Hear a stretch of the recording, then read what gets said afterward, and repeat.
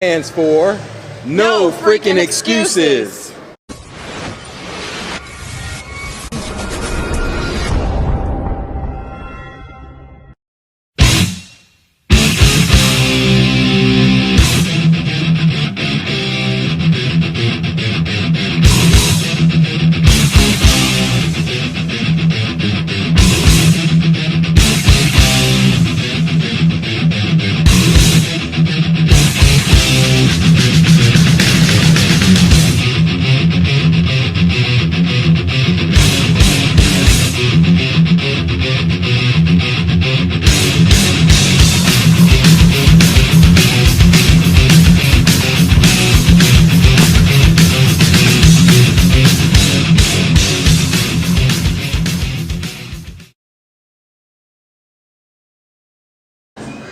All right, welcome back to the Florida Physique Report. This is episode number 50, and I've interviewed some bodybuilders on the show, but I've never had a movie star before. So thanks, Dave, for showing us. The big Dave Bautista. Dave, I see you training here at the Powerhouse Gym, and I've been watching your movie career. It's really been progressing, and I'm really excited about this last James Bond movie you just did called Spectre, which I saw last week. It was really awesome. So tell us a little bit about that, how you got the role and stuff. I thought you were one of the best James Bond villains in a long time. Yeah, thank you. I actually got the role. They actually reached out to us, which is weird because I struggled for a few years, and when I got the role of Drax, Guardians of the Galaxy, really opened up a lot of doors for me. And so it was actually someone who saw that performance as Drax got the idea, because they were looking for a particular type of henchman, and they wanted to really bring back the old school Jaws type, the odd job type of henchman. So it was rough finding a guy who met the physical requirements, but also could have the very easygoing demeanor. So we talked about this because you don't say anything in the movie. You're real silent. I have one word, and originally I wasn't supposed to have any words. Okay. And it was another thing. It came about on set. It was one of those things where, they were going back and forth about whether they wanted me to say something just really profound, or just nothing at all, or just say one word. So we did a bunch of one-liners and stuff. We did a bunch of stuff, but that was the one they wanted. And the funny thing was when they decided they just wanted me to say shit. And so when I said it, I looked at the camera and I said shit. Right. But they actually called me up at home and said, "We need you to do a voiceover. We need you to voice that over." And I was like, "For what? One word." One word, right? And they said, "Well, we don't want you to sound so American." So we did it. We dubbed it over, and they said it was really just we did a bunch of different kind of accents. They all sound the same, but they wanted more of an Eastern European, so very nondescript, a sheet. So that's what we did. Yeah, I love the way the James Bond movies are going because, like you said, they're sort of going back to the original ones. And for anybody that saw the original, like Dr. No and From Russia with Love, they have Spectre in there, and they're sort of bringing all that back. So it was a cool thing. It was an intentional thing. I have to owe that, give the credit to Sam Mendes. He wanted to really bring back the old school feel. It's kind of a cool thing when you think about it because, with all these movies, they're really becoming generic and they're coming all about stunts. And I don't want to disrespect anybody, but they really are. They're coming very generic. A lot of the action stuff is really they're shaking the camera around, or they make it look like more frenetic action than it actually is. And Sam wanted to get away from that and really go back to old school, be very true to the roots of James Bond. So he went back. He took a step back, starting with Skyfall, even up to the introduction of Miss Moneypenny. They started bringing back the old characters. So it's really an interesting thing, but now, because this one in particular just really captures the feel of old school, even more of the novels of James Bond. But, with the characters being more memorable and the scenery and everything, and just the way they're shot. I mean, it's really kind of a cool thing. Out of all the James Bond movies, I thought one of the best fight scenes was in From Russia with Love, where Robert Shaw and Sean Connery fight on that train. And your fight scene with Daniel Craig in this movie sort of brought back to mind to that. It was just physical, one-on-one fight. That's exactly what we were going for. And it really does capture that. And that fight scene in particular is a fight scene that was way ahead of its time. I mean, people may not realize it now watching it, but it was so rough and dark and gritty. I mean, back then they weren't doing that. They were doing the terrible, the John Wayne type punches, knock them out. But they weren't doing. I mean, it was just a really dark, rough, gritty, violent, fight scene. And very real too. Very real. That's what and that's what it would be, and that's what we wanted to capture with this. So it is very much an homage to those type of scenes. Yeah, I thought that scene was awesome. I mean, I was telling you after I saw it, I said, like, James Bond to me looked like he was really in danger of getting killed, you know, because you were so physical in it. We beat the shit out of each other. Oh, I told people, like, we got into it, but we talked about it. We did, actually, because we rehearsed this for months.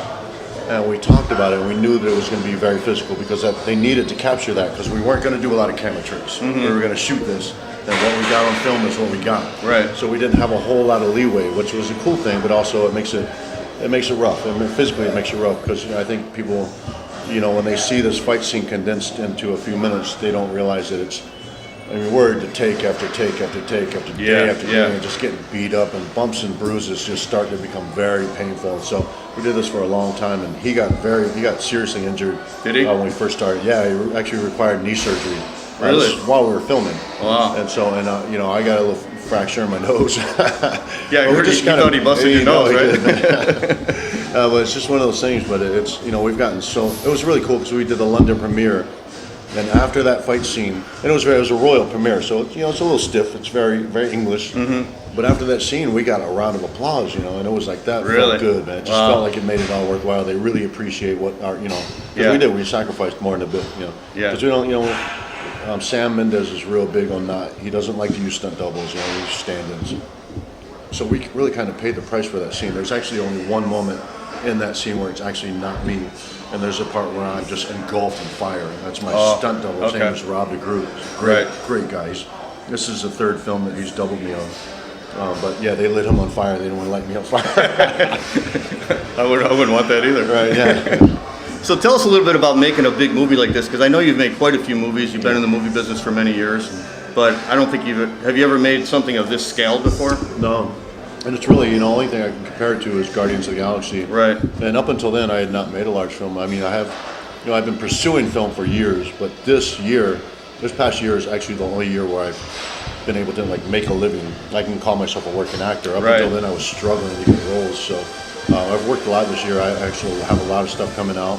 Next year, I got to work with some great people. So it's really just now starting to pay off. But the cool thing about doing big films like this, well, the way I look at it anyways, if I get to do big films like this that keep me kind of relevant, I also get to do smaller films too that give me more freedom and kind of give me that leeway because I'm still learning on the job. Mm-hmm. I'm learning to be an actor on the job. Mm-hmm. So I like to do the smaller roles because I have more freedom and I get, you know, I feel like I learn more when I have more freedom. Yeah. You know?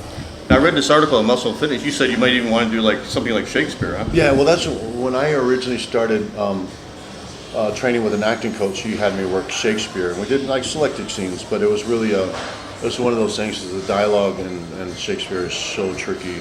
Yeah. Especially when you involve the dialogue, that's hard for me to understand what the emotions that are involved in the scene. Yeah, right. Just my acting coaches always say, if you can do Shakespeare, you can do anything. So it was like a few selected scenes we started off, and would usually start the day off with that and do other scenes because that just kind of got rid of all your inhibitions, man. Because it's just it's such a hard thing to do. I know it's not hard for everybody, but for a guy like me who's like from the streets and stuff, Shakespeare is like almost impossible. Man. Yeah. So how about Guardians of the Galaxy? How did that come about? I'm sure that was a surprise to you. I think that was the #1 grossing film, right, of last year, 2014? I don't know if it was the #1 grossing because we had some, you know, they had some big films that came out that did really well. Like I don't think we hit $1 billion on Guardians. Okay. But we were an unknown franchise. So for an unknown franchise to do that well was crazy because I think we were up around 800 million.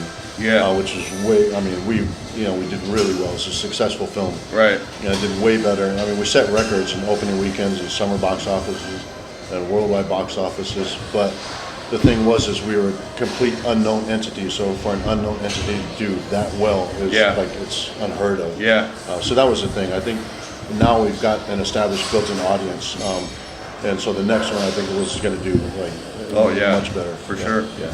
Now, when you were making it, that's a Marvel Comics script or a Marvel Comics characters, but I never heard of it.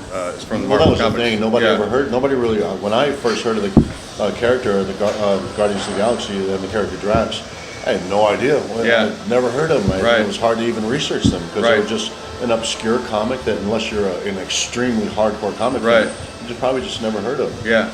So when you were making that, the thing that made that movie so successful, I think, was the sense of humor it had, because it was really funny. You had some great lines in it. For sure. Did you know when you were making it that it was going to be a hit because of the lines you were reading and stuff? We knew it was good. Yeah. We knew it was great because of the script and because of, we're there seeing the performances, seeing the way they're cut together, and seeing the scenery, seeing the sets, and we knew it was going to be great. We didn't know it was going to be as big as it was. Yeah.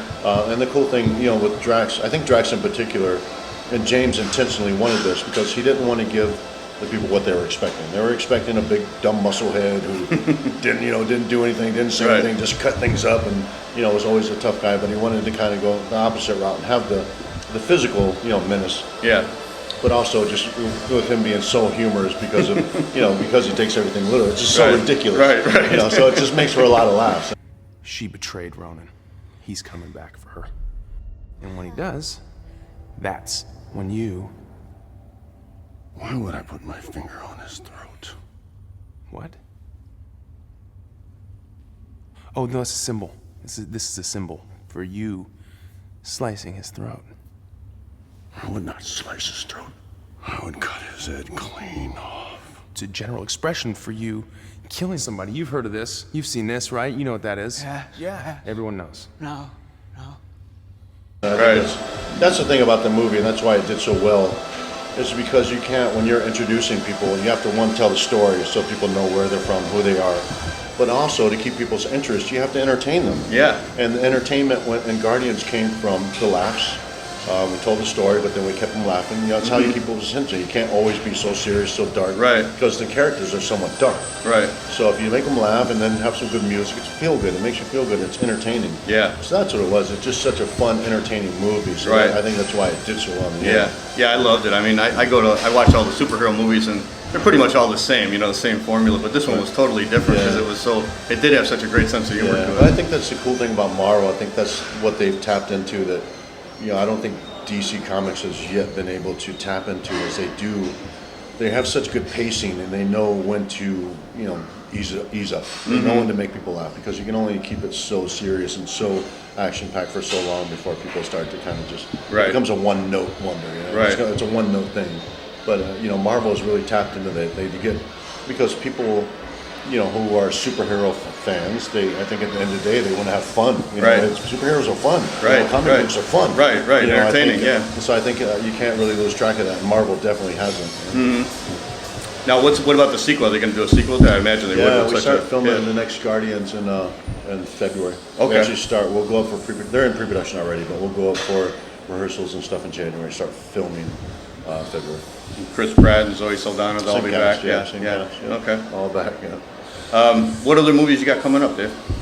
So Inspector was just released. I also had a film released called Heist. Yeah, with Robert De Niro. A real solid cast, and it was really, it was one of those dark horses that people didn't, they originally didn't have no plans to put it in theaters, but they did end up putting in theaters. And I think really because, the script's not terribly original, but it had such a strong cast, and everybody really, they kind of put their hearts and souls into it. So it's me, Jeffrey Dean Morgan, Morris Chestnut, who's awesome in it, man. Mark Paul Gosselaar's awesome in it. Robert De Niro, Gina Carano. Did I say Gina Carano? Yeah. Even if I did, I'll say it again. Gina Carano's in it. Yeah. Kate Bosworth's in it. It's a real strong cast, man. Wow. And then I did a movie recently with Melissa McCarthy, a comedy. Oh, really? Yeah, that'll come out She's great. in March or April. Okay. And then I did another one with Luc Besson. Luc Besson produced film that'll come out next summer. Film that in China. It's going to be a kids movie. I'm working a lot, and I'm on a film now. I'm home for Thanksgiving, but I'm on a film now. So we'll start showing that at Toronto Film Festival next September. It's called Bushwick. Yeah, it's going to be a great movie with Brittany Snow, who's really, really talented. And she has had a really good past few years with Pitch Perfect. One of the stars of Pitch Perfect, and that's done like huge business. Yeah. So how's it feel now being really an established actor, and they're coming after you, right, for roles? And it doesn't. I don't. You know me, man. Yeah. It doesn't change me. I'm here. Right. I do this because I enjoy it, because I love it. But I'm basically, at the end of the day, I'm always the same person. I don't live my life like a superstar. Right. Man, I come and I train, and that's what I love to do, and I spend time with my wife and my dogs, and stay here in Tampa. Man. And congratulations on your wedding. You just got married, right? Yeah.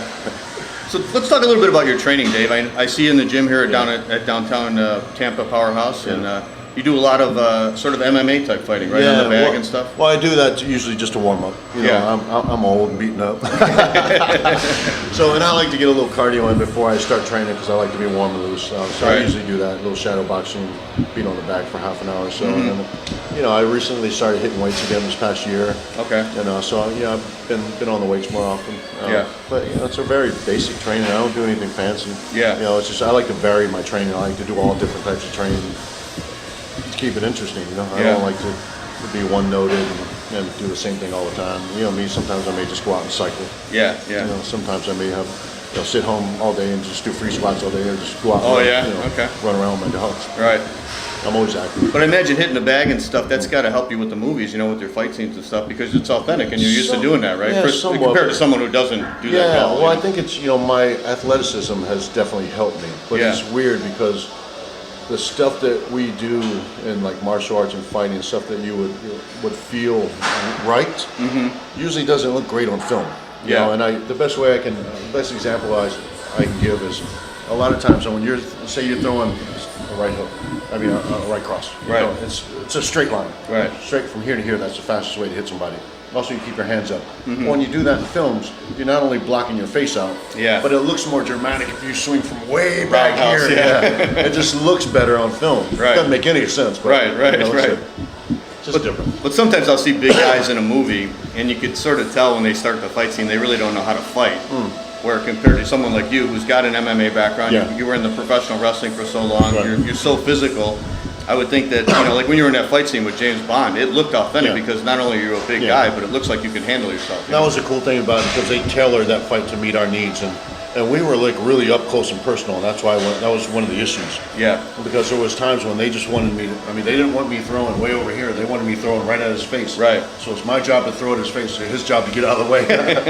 And that becomes, when you get guys moving very fast in tight quarters, it becomes dangerous. Yeah. You know, because he's letting me throw at him, but he just has to move. Yeah. Because it's not block stuff, it's move stuff. Right.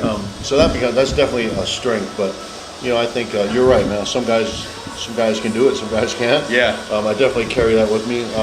Same as other guys, like, you know, The Rock. He's been able to carry that with him. He looks the part. He is the part. You know, he's athletic as hell when it comes across him. He looks like he knows what he's doing because he does. Yeah. You know, and other guys you can see that are fighters and trained to fight, who just carry that athleticism with them on the films. You know? Yeah. Yeah, I remember that one film with The Rock when it was one of his first movies when he went out to that Amazon jungle. Right. And there was that fight in the bar. Yeah. And that bar scene, that looked like a real fight, you know, where he's fighting all those big football players. Yeah. Do you know him pretty well, The Rock? I worked with him and we keep in touch. I talked to him recently. You know, he's really, you know, the greatest thing about him, man, is he's, from day one, since I first started with WWE, he was always very gracious to me. He always opened up his heart to me and just offered me all kinds of advice. And to this day, last time I saw him, which was a while ago, it was at WrestleMania 30, and he gave me his number. He said, if you ever need advice, just call me. And I've called him. Yeah. And he's given me advice. He's like kept true to his word when I know he's busy as hell. Yeah. But he doesn't have to. Yeah. But he's just always kept true to his word, man. And that's just, that says a lot, man. That's just the kind of guy he is. But he's always been like that. You know, since day one, since I stepped foot in the WWE, he was like that with me. But I think it's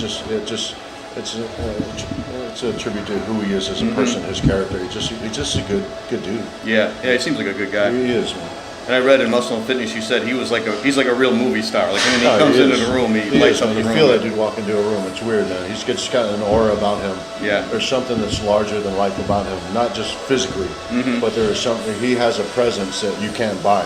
Yeah. You can't purchase that presence, man. Right. He's just got it. Right. But you know, the cool thing about him is he's one of the hardest working dudes I've ever met. Really? He is nonstop, man.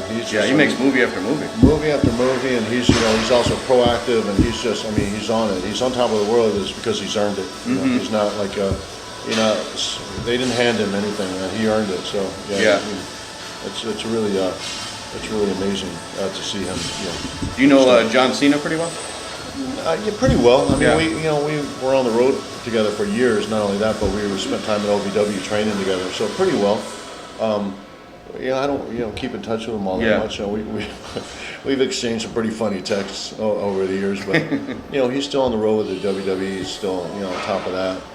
And I've got my issues with the company, so Yeah.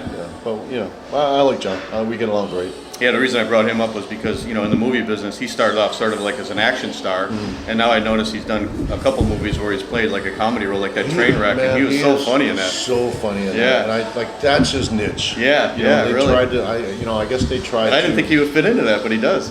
perfectly, but I think anybody who knows John would have seen that, Yeah. 'cause he's just funny. He's a funny, witty dude. The stuff that comes out of his mouth is hysterical, and that's why he's so good at promos, because he's just very witty. He's very natural about it. Spontaneous. And it's just his thought process. But he's also, the best thing about him is he's a little twisted too. I mean, he's a funny kind of twisted dude. Right. And so I think that's his niche, man. I think the drama stuff, the action. He's good at action, but I think he's just such a funny, witty person. I think that's his niche, man. He'd be much better in lighthearted buddy movies. That's just my take on it. Right. But I thought he was hysterical in Trainwreck. Yeah, I did He's too. the funniest part about the movie. He was. I think he's funnier than really Amy was. Schumer. I laughed my ass off everything that came out of his mouth. Yeah. It was so ridiculous. Me too. It was hilarious. Who is this guy? Talk dirty to me. I was coming out of the gym. Yeah? Just on a huge squat workout. Okay. Had those short shorts on. My legs were throbbing. All right, you're just describing yourself.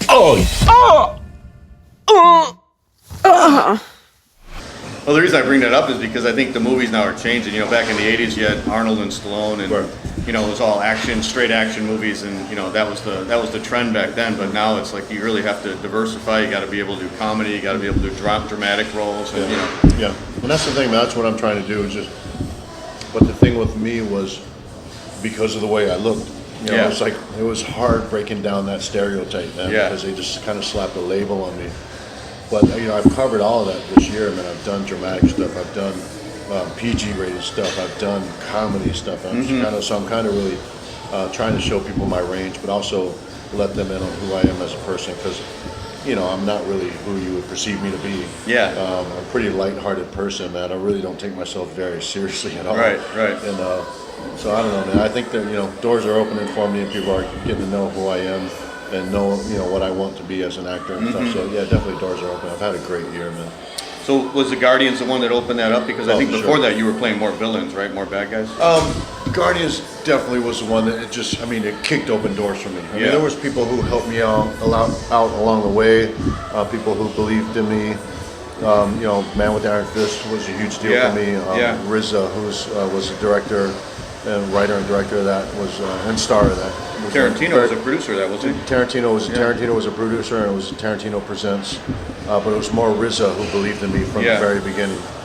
Then Eli Roth, who was also a producer, really believed in me. Then we go to with Riddick. Vin Diesel he was a huge supporter of mine, man. Yeah. And the producer of that, Radar Pictures, huge supporters. Andy McCarthy, the casting agent of that, have been very supportive of me throughout the years, man. So I've been really, really blessed, man. To have some, even though I was, it was a hard grind, I did along the way just had people who just really believed in me and supported me. Yeah.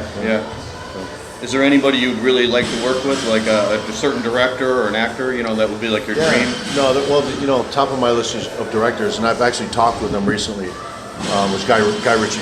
I'm a huge Guy Ritchie fan. Yeah. I love this dude. I just think he's probably one of the most talented directors in the world.